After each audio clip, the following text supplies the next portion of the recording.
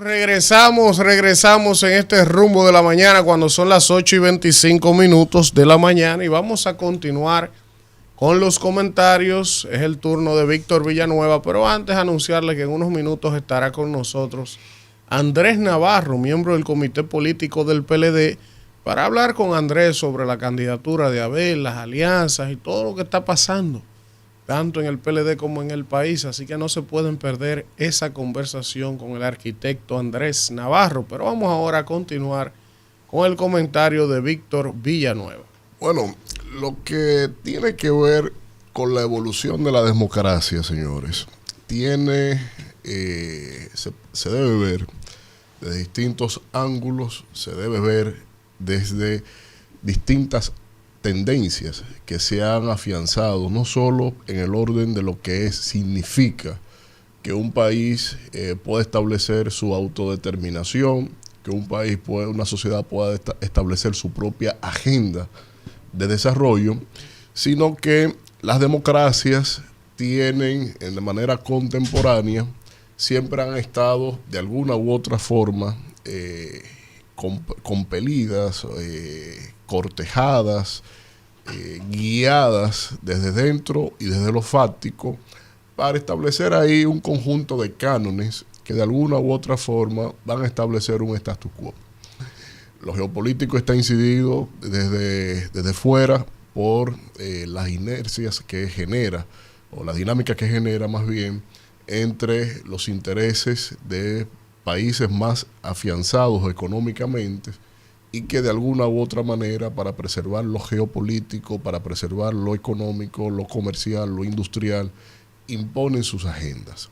En el orden interno de los países acontece igual. Distintos sectores, vinculados o no con los foráneos, también desarrollan sus propias tendencias y esto lo que hace que se cree un sistema democrático, que se cree un sistema de tensiones entre sectores y que se hilvane una coctelera de intereses que conforman de alguna u otra manera, si lo vemos desde el punto de vista de las relaciones internacionales, el interés nacional. Ahora, ese interés nacional, cuando usted lo lleva al plano de la agenda permanente, que significa construir sociedad, que significa construir democracia, esto obviamente que refleja un parámetro que no va a ser debidamente en cuanto al interés genuino de una sociedad para que ésta pueda crecer, para que ésta pueda evolucionar. Si evaluamos cuál ha sido las calidades, la calidad del crecimiento de nuestra democracia, de lo que significa el orden económico y social, obviamente que la primera característica que se debe establecer es la cuestión de la desigualdad social.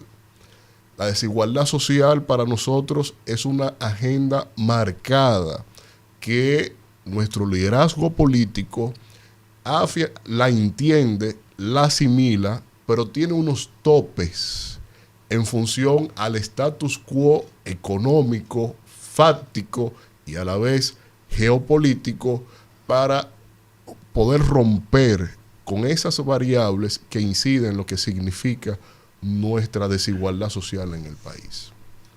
Pero hay un conjunto de tendencias teóricas, desde lo económico, desde lo político, que buscan permanentemente doblegar a la clase política partidaria para que ésta sea sumisa a lo que es mantener un status quo. Ese status quo, que lo vemos expresado por distintas tendencias, escenarios, figuras inclusive, se ve como cuando usted tiene a la presente administración asumiendo un planteamiento que desde lo que es el titular, qué gracioso, pero qué bien, qué bueno suena eso. Pero cuando usted va a los lineamientos específicos, es una trágica noticia para lo que significa establecer un modelo de desarrollo justo para la República Dominicana. Yo no le voy a asumir a nadie el planteamiento de que la responsabilidad fiscal tiene que matizarse sobre la base de establecer topes al endeudamiento frente a lo que es el Producto Interno Bruto. Es una premisa falsa. Eso solo conviene a esas élites que buscan que el gobierno sea más pequeño que la suma de sus propios capitales. Porque en la evolución económica del país, el gobierno se ha visto muy vasto en ingresos o en capacidad crediticia. No es menos cierto que la relación que se establece entre deuda y Producto Interno Bruto es una progresión, pero no es un elemento real. El endeudamiento de un Estado se mide en función, primero, a la capacidad industrial y de generación de ingresos de la economía. Segundo, y sobre todo, sobre la presión tributaria que tiene ese país. República Dominicana tiene una presión tributaria de un 14.5%. Y cuando usted ve la media en América Latina, sobrepasa el 22%. Pero cuando usted busca la media, con excepciones de algunos países que están sobre el 30%, pero cuando usted busca la media en Europa, es sobre el 45%. Cuando usted busca algunos países más desarrollados, Japón, está por encima del 50%. Pero cuando usted ve cuál es la relación deuda y Producto Interno Bruto en los países desarrollados, todos, sin excepción, usted toma el G8, el G7, el G20, el Grupo 77, las principales 39 economías del Grupo 77, usted tiene ahí que todos están por encima del 100% con respecto a lo que es el Producto Interno Bruto de ese país. Japón, por encima, sobre los 232% con respecto al PIB, pero una de las economías más industrializadas, que más patentes genera, que tiene una presión tributaria alta, pero que también genera un modelo de estado de bienestar para sus ciudadanos. El problema no está en la responsabilidad fiscal. El problema está en la presión tributaria en la República Dominicana, que quieren entonces mantener que este gobierno, no por administración, que nuestros gobiernos sigan siendo pobres, con una presión tributaria equidistante, desigual en su distribución, que lacera más al pequeño que a los grandes, que está promediada en 14.5, que el gobierno siga con eso, paliando pobreza, paliando insatisfacción social, paliando desigualdad social y lidiando con todos los mejanes que se les ocurre a todo el status quo capitalista de este país.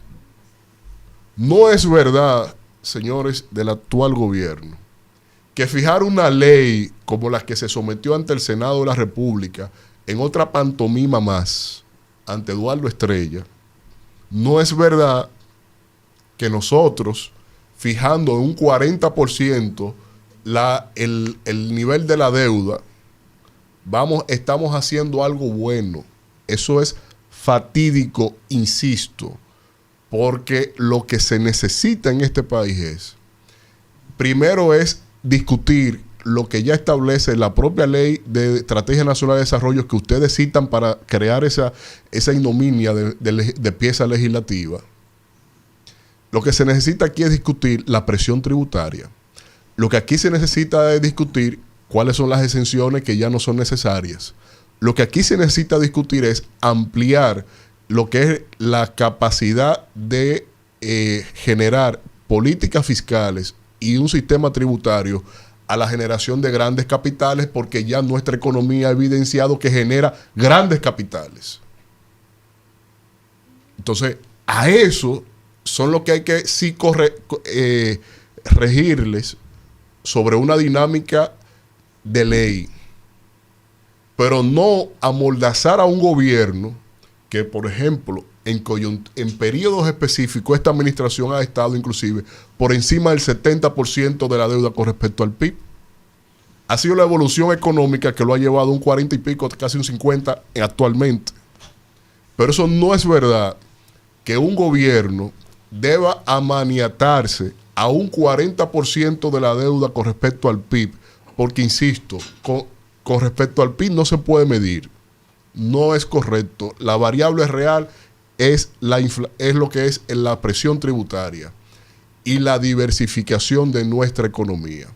Así que yo creo que hay que aprender a leer estos titulares que nos los ponen como algo muy bonito, pero que en lo que la realidad evidencia es un contubernio entre la actual administración de gobierno, que es tan irresponsable que para reelegirse hasta llegan a esos escenarios para proponer iniciativas como estas de satisfacción populista en primera fase, pero que en realidad lo que se la están es regalando a los que entienden que el gobierno tiene que seguir siendo pequeño, ineficaz, y que, aunque eso se lleve de paso, la calidad de la representación colectiva.